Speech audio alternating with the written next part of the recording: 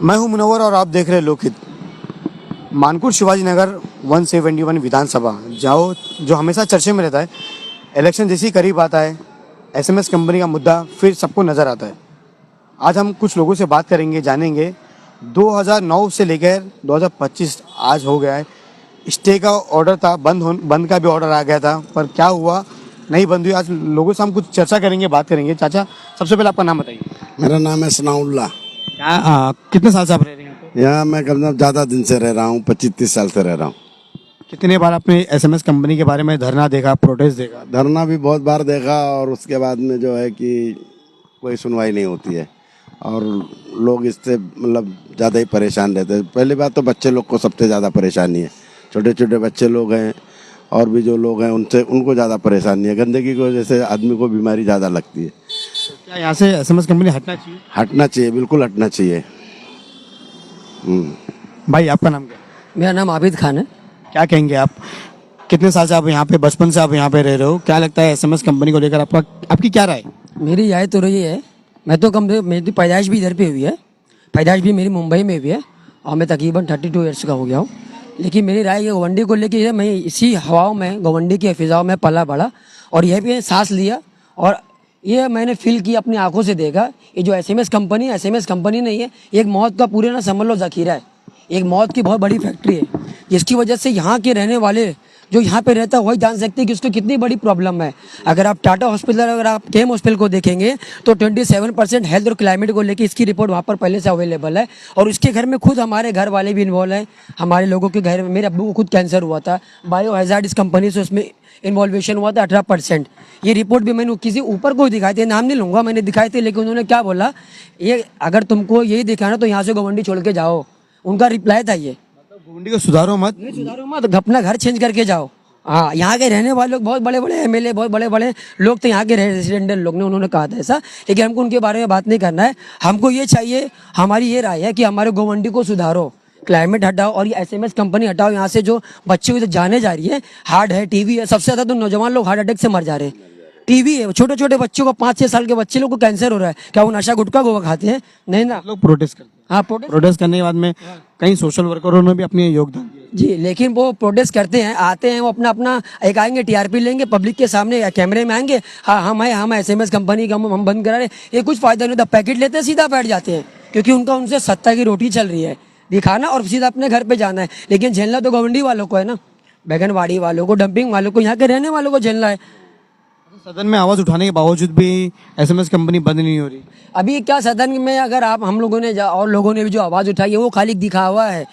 अभी इसके पीछे की अगर आप हकीकत तो जानेंगे ना, तो आप बोलेंगे तो बहुत गलत हुआ गोवंडी वालों के साथ में। लॉलीपॉप मिला एसएमएस कंपनी के नाम पे गोवंडी वालों को। बोल रहे कि ये बंद हो जाएगा। कुछ नहीं बंद होगा जब तक हमारे यहाँ पर मौजूदा बड़े बड़े एमएलए साहब रहेंगे ना, जो सत्ता की रोटी सेकते रहेंगे, वो लोग ऐसे लोग रहेंगे तो फिर बिल्कुल भी नहीं होने वाला है। भाई, आपका नाम क्या है? अब्दुल रहीम खान नाम है। कितने साल से रह रहे हो? मैं यहाँ पर पैदाइशी मेरी यहीं पर हुई है। क्या संस्था है आपकी? आप भी यहाँ पर एसएमएस कंपनी को लेकर प्रोटेस्ट किया था? यस, हमने भी किया था। मैं न्यू सेवा संगम वेलफेयर सोसाइटी का सदस्य हूँ और हमने इसको लेकर पीआईएल भी फाइल की थी हाई कोर्ट में, जो कि इसका क्लोज़र का नोटिस वगैरह भी आया। 15 सितंबर 2025 को इसका क्लोज़र था। लेकिन कोर्ट का नोटिस आने के बाद भी ये कंपनी मौत की जो है वो बंद नहीं हुई है। इसके ऊपर जो बड़े अथॉरिटीज़ हैं उनको एक्शन लेने की बहुत सख्त ज़रूरत है कि इसमें हाई कोर्ट के ऑर्डर का उल्लंघन हो रहा है। कि मतलब हाई कोर्ट के कहने के बाद भी ये फैक्ट्री क्यों नहीं बंद हो रही है, ये मौत का कारखाना क्यों नहीं बंद हो रहा है, इसके पीछे कौन लोग बैठे हुए हैं, कितने बड़े लोग हैं कि कोर्ट के ऑर्डर का, कोर्ट के मानहानि का उल्लंघन कर रहे हैं, कौन लोग हैं, इसके ऊपर जांच होनी चाहिए। बहुत बार प्रोटेस्ट हुए, बहुत बार लोगों को डिटेन किया, एफआईआर हुई, इसके बारे में आप क्या कहोगे? प्रोटेस्ट करना और डिटेन होना ये सब सिर्फ और सिर्फ टीआरपी के लिए रहता है। आप लोग देख सकते हो सोशल वर्करों ने भी किया।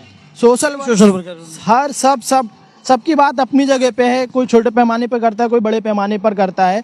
और प्रोटेस्ट करने से अगर हल निकल जाता तो बैगनवाड़ी सिग्नल और शिवाजी नगर सिग्नल पर इतनी जाने गई, वहाँ पर प्रोटेस्ट किया गया, लेकिन आज भी वहाँ पे ट्रैफिक का मसला हल नहीं हुआ, ना ही बड़ी गाड़ियाँ ऊपर से जा रही है।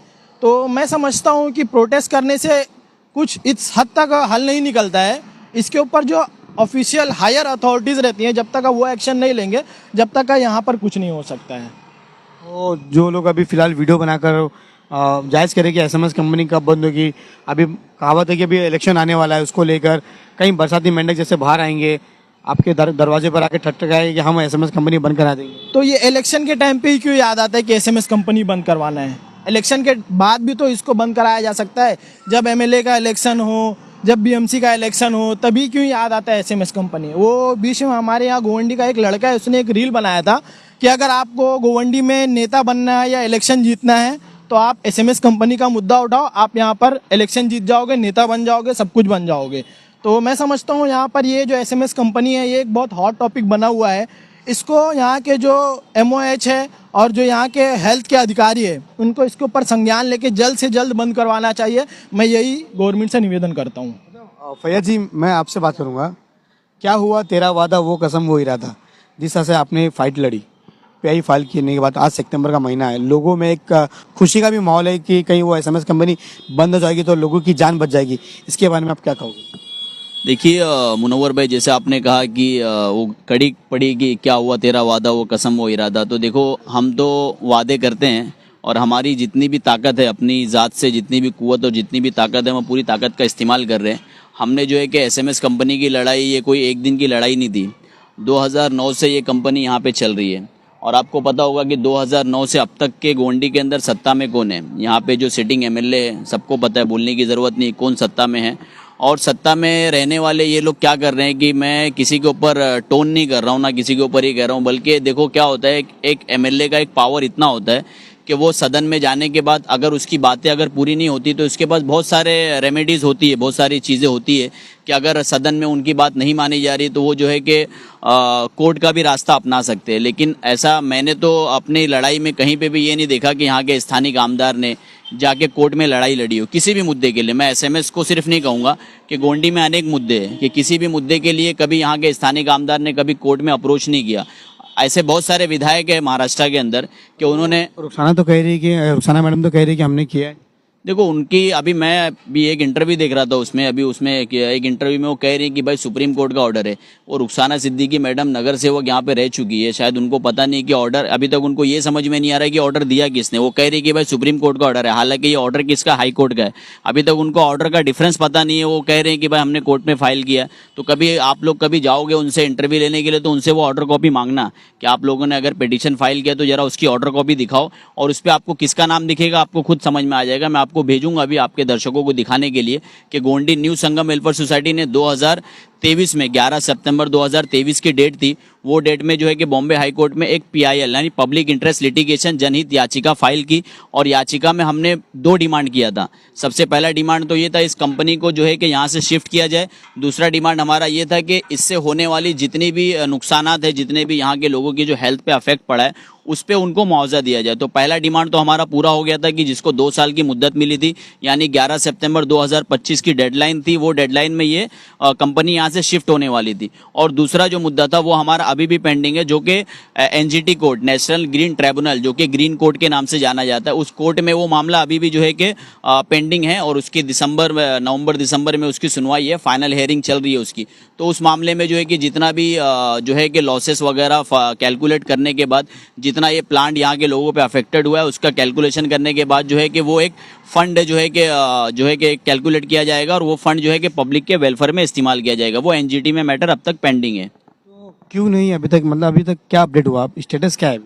देखिए स्टेटस तो मैं आपको एकदम साफ बताता हूँ कि अब तक जो है कि इन्होंने सिर्फ जगह वगैरह खरीदा है वहाँ पे, उसका हमको एफिडेविट में भी उन्होंने सबमिट किया था कि जगह इन्होंने ऑलरेडी, हाँ नहीं 2 साल पहले नहीं, अभी रिसेंट में है कि उन्होंने एक जगह वगैरह ले लिया, वो एमआईडीसी एरिया में है, तो जगह का कोई प्रॉब्लम नहीं है। ये है कि जो ग्रीन नोड कहते हैं जिसको, यानी इन्वायरमेंट क्लियरेंस, वो स्टेट की तरफ से मिलने के लिए थोड़ा पेंडिंग चल रहा है। वो मैटर जो देखता है वो स्टेट अप्रेजल कमेटी जो होती है महाराष्ट्र में, वो इन्वायरमेंट डिपार्टमेंट में आता है, वो डिपार्टमेंट इस चीज़ की तरफ देख रहा है। तो कहीं ना कहीं यहाँ का जो महाराष्ट्र राज्य है वो कहीं ना कहीं नहीं चाह रहा है कि भाई कंपनी यहाँ से जाए, क्योंकि इसमें बहुत बड़े बड़े लोगों का हाथ है।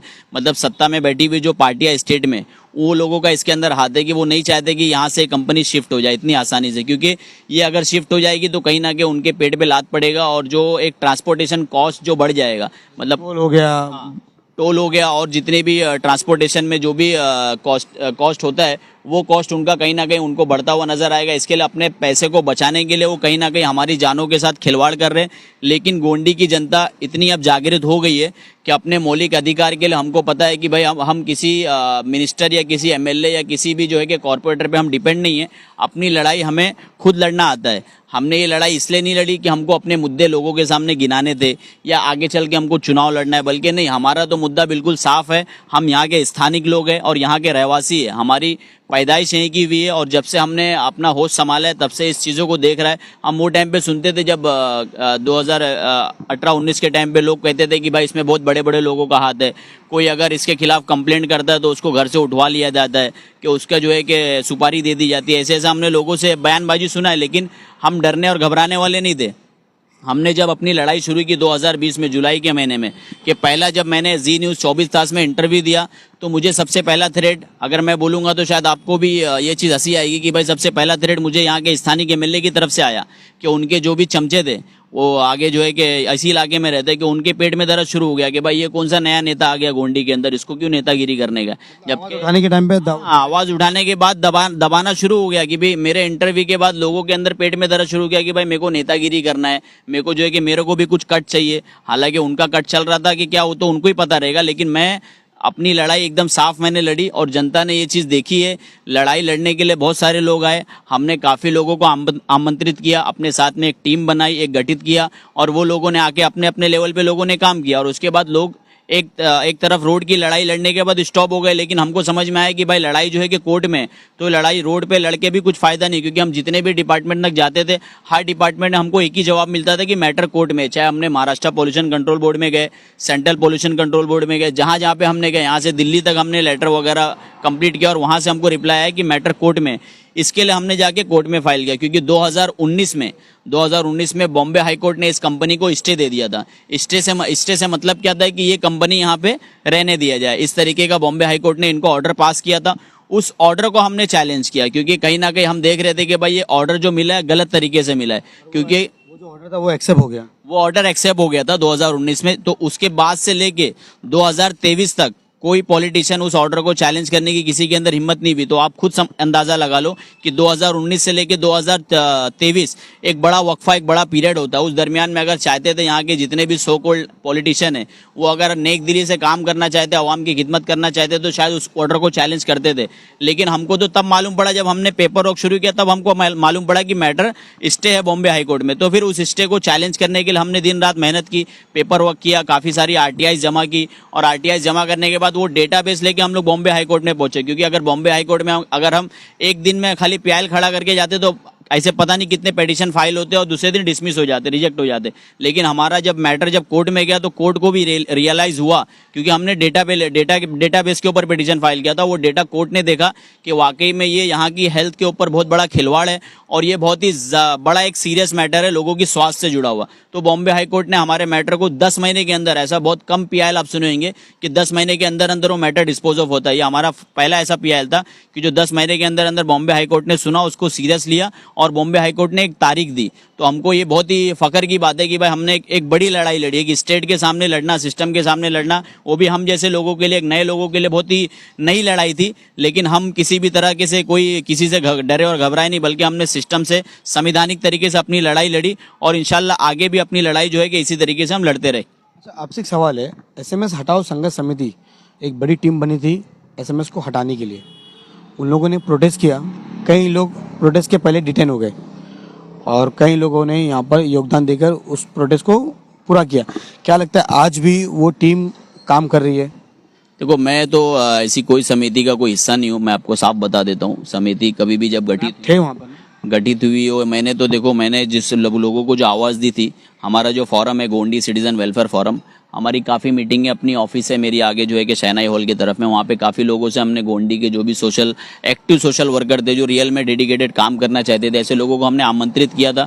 लोगों ने अपने अपने लेवल पे अपना योगदान दिया। लेकिन एक समय आने के बाद मुझे ये रियलाइज़ हुआ कि ये सिर्फ कहीं ना कहीं एक टीआरपी का मुद्दा बन गया है। ये मुझे अंदर से एहसास हुआ कि कहीं ना कहीं सिर्फ पब्लिसिटी हो रही है, काम हो नहीं रहा है। तो मैंने अपने आप को बहुत ही साइलेंट तरीके से और बहुत ही खामोशी के साथ मैंने अपनी लड़ाई का रास्ता कोर्ट का अपनाया और मुझे पता था कि ये लड़ाई 101% कोर्ट से ही अप्रूव होने वाली। इसके लिए मैंने चुपचाप कोर्ट के रास्ते को अपनाया। पर यहाँ की जनता ने उनको बहुत सपोर्ट किया था। यहाँ की जनता बेशक सपोर्ट कर रही है और मैं खुद सपोर्ट करूंगा कि भाई देखो, जन आंदोलन कोई भी हो, अगर वो पब्लिक के हित का हो तो जरूर सपोर्ट करेंगे, लेकिन कहीं ना कहीं अगर मामला सिर्फ और सिर्फ पब्लिसिटी का हो जाए और सिर्फ नेतागिरी करने का हो जाए और सिर्फ अपने आप को प्रमोट करने के लिए हो जाए तो ये बहुत ही दुखद की बात होती है। और ऐसे दुखद की बात में कहीं ना कहीं अपने आप को रोक लेना, ये मैं अपने लिए ज़रूरी समझता हूँ, दूसरे के लिए नहीं, अपनी बात कर रहा हूँ। एक सवाल है आपसे, लोगों ने मतलब एक इंटरव्यू में हमने सुना है कि हमने इस पर जो एक केस खाई, जेलों में गए हम लोग, तो हमने क्या लड़ाई नहीं लड़ी?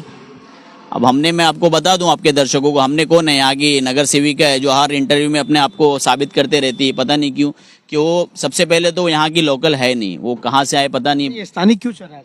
ये स्थानिक इसलिए चल रहा है कि भाई देखो, हम लोग, मैं पर्सनल अपनी बात कर रहा हूँ, हमने एमएलए इलेक्शन से पहले हमने लोकल लीडरशिप का एक मुद्दा उठाया कि गोंडी के अंदर हर एक आदमी जो है कि पॉलिटिकल होना चाहिए और हर एक आदमी के अंदर इतनी सलाहियत है, हमको क्यों लीडरशिप बाहर से चाहिए। हम 20 साल से गोंडी के अंदर महसूस कर रहे हैं कि कोई बड़े बड़े धन्ना सेठ आते, बाहरी नेता आते और यहाँ पे आके राज करते, तो हम लोग अपने आप को एक गुलामी की जिंदगी फील कर रहे थे कि कहीं ना कहीं हमको ऐसा लग रहा था कि भाई हमारे अंदर वो पोटेंशियल ही नहीं है, कि हमारे अंदर वो लीडरशिप है ही नहीं, कि हमको बाहर से लोगों की ज़रूरत पड़ रही है, चाहे वो यूसुफ अबरानी हो, चाहे वो नवाब मलिक हो, चाहे हमारे आसिम भाई हो, कोई भी हो। मतलब इनका ऐसा हो गया था कि भाई गोंडी के लोग मतलब कचरा, गोंडी के लोग मतलब इनकी कोई वैल्यू नहीं है, ये सिर्फ और सिर्फ वोट देने के लिए पैदा हुए। ये कभी जो है कि शासन प्रशासन के पास जाके कभी रूल करने के लिए या कभी लोगों का जन प्रतिनिधि बनने के लिए, एक पब्लिक रिप्रेजेंटेटिव बनने के काबिल नहीं है, ऐसा उनकी मानसिकता थी। तो कहीं ना कहीं उनको भी हमको शो करना था कि भाई देखो, हमारे लोग इतना, अल्हम्दुलिल्लाह अल्लाह ने इतनी ताकत दी, इतनी इस्तेदाद दी है कि लोग यहाँ के अगर लीडरशिप संभालेंगे। अभी लास्ट इलेक्शन गुजरा जो आपने देखा होगा, अतीक सर का इलेक्शन, वो हमने सब, हमारी पूरी टीम ने मिलकर लड़ा कि इलेक्शन लड़ना किसी पार्टी के लिए नहीं था। अगर लोग ये सोचते कि भाई पार्टी के लिए इलेक्शन था, नहीं, पार्टी के लिए नहीं था, बल्कि सिर्फ और सिर्फ लोकल लीडरशिप दिखाना था। जो यहाँ पे सत्ता में बैठे हुए थे उनको ये चीज़ साबित करवाना था कि भाई देखो, गोंडी के लोग अगर चाह लेंगे तो यहाँ पे पैसा मैटर नहीं करता, यहाँ पे कोई बड़ी ताकत और बहुत बड़ा जो है कि पावर वाला आदमी मैटर नहीं करता, बल्कि अगर एक आम आदमी भी चाह ले कि भाई मुझे लोगों का रिप्रेजेंटेटिव बनना है, लोगों का जो है कि जनप्रतिनिधि बनना है, तो बहुत ही आसान चीज़ है कि आदमी जो है कि नॉमिनेशन भरे और अपने लोगों को अपने साथ करके जोड़ के चले। इसके लिए हमने लोकल लीडरशिप का मुद्दा उठाया और आने वाला जो भी आगामी बीएमसी चुनाव भी रहेगा वो भी इंशाल्लाह इसी तरीके से लोकल लीडरशिप के मुद्दे पे और लोकल एजुकेटेड, पढ़ा लिखा, सक्षम, जो सिस्टम से काम कराना जानता हो, ऐसे लोगों को ही यहाँ की जनता वोट देने वाली है। अच्छा, एक जनता में एक सवाल भी है, लोग परेशान हैं कि इलेक्शन आता है तो ये मुद्दे उठते हैं, एसएमएस कंपनी हो गया, डंपिंग हो गई, कब्रिस्तान हो गया। फिलहाल कब्रिस्तान तो आज भी बंद है, वो चालू ये बंद, इससे चल रहा है। क्या लगता है जनता भी यहाँ पर बेवकूफ़ बन रही है क्या जिसको लेकर? क्योंकि कुछ लोग क्या कहते हैं कि पार्टी वाले क्या कहते हैं कि हम प्रोटेस्ट तो कर रहे, हम लड़ाई तो लड़ रहे, फिर भी हमें बदनाम क्यों किया जा रहा है?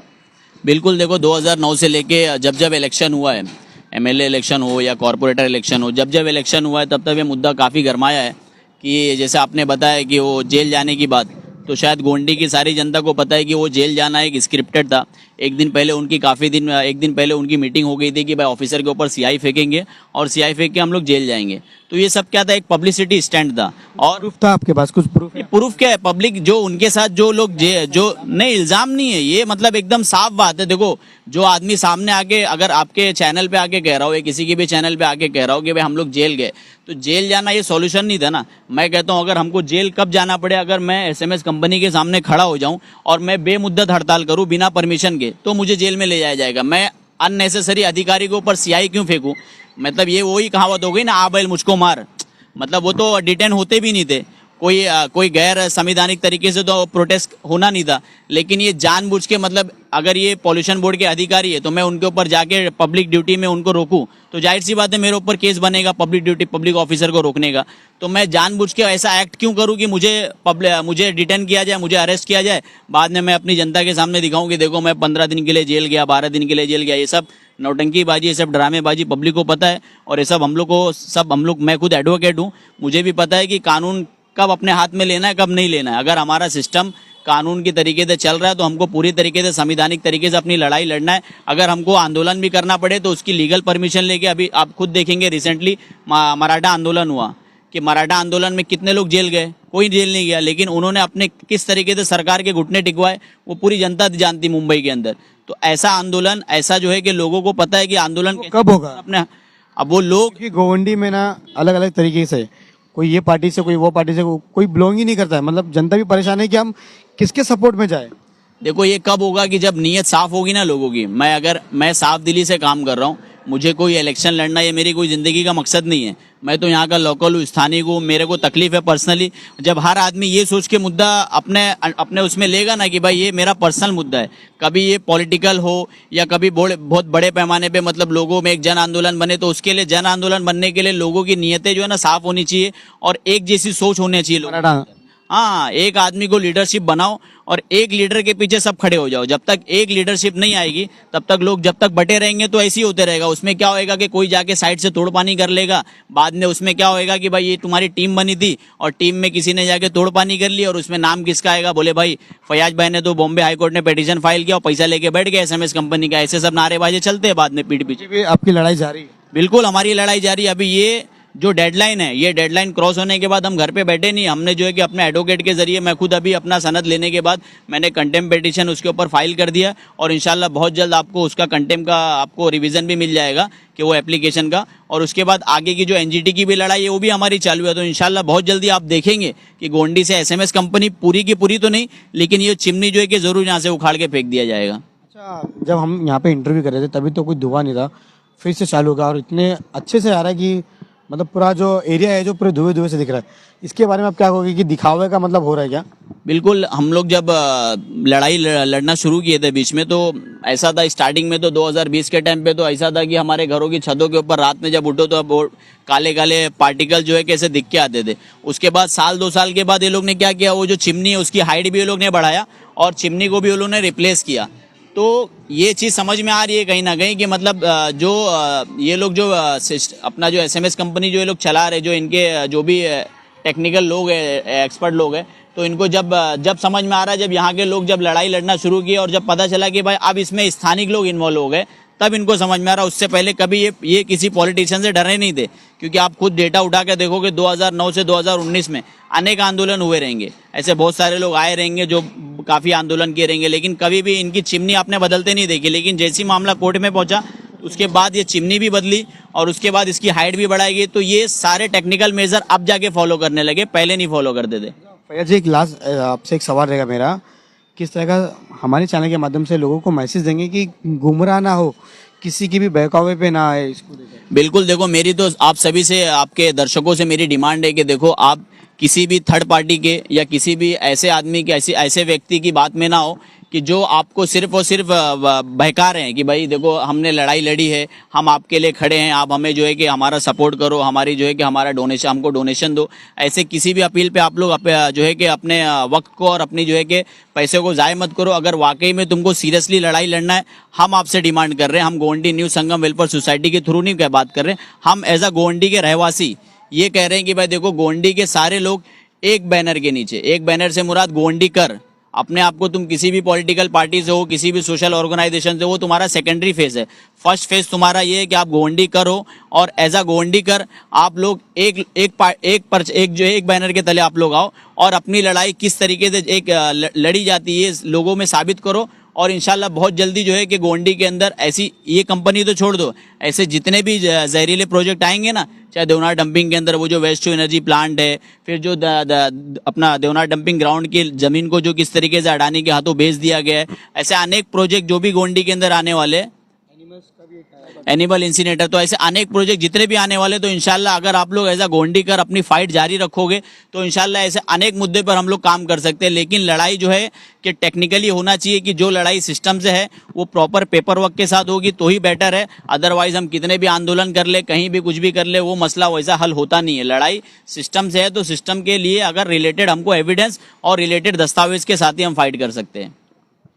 देखा आपने, हमने आज बात की है फैयाज आलम से, जो PI फाइल करके इस SMS कंपनी को जो है रोक लगाई, पर आज भी वैसे SMS कंपनी चालू है।